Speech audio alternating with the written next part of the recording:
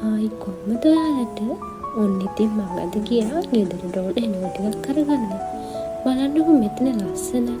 මේක දකිද්දි නම් මට මතක් වුණේ අපි පොඩි කාලේ බලපු ලස්සන ජපන් කතාවක්.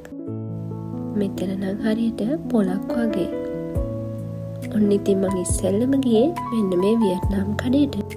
මෙතන රම්බුටාන් වගේම මං දැකලා නැති පළතුරු ජාතිත් ගොඩක් ඒවා තිබුණා.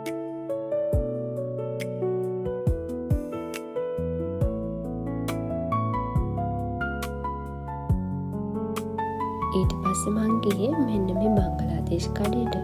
බලන්නකෝ ඒකේ තිබ්බ දේවල්.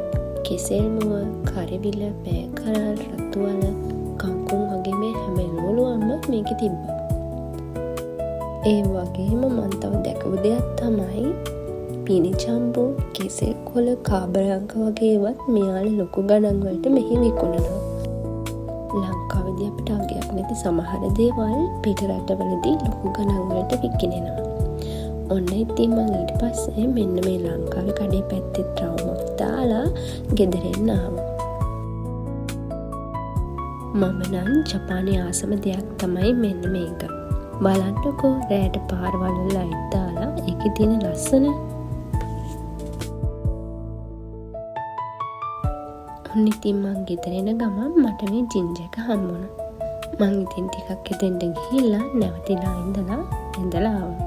මං ඉන්න පැත්තේ නම් මේව ගොඩාක් තියෙනවා.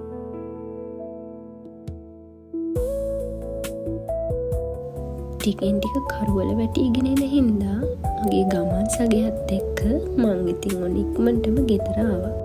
එහෙනම් ඉතින් තවත් දවසක ලස්සන වීඩියෝ එකකින් හම්බ වෙනකම් ඔයාලා හැමෝම පරිස්සමෙන් ඉන්න.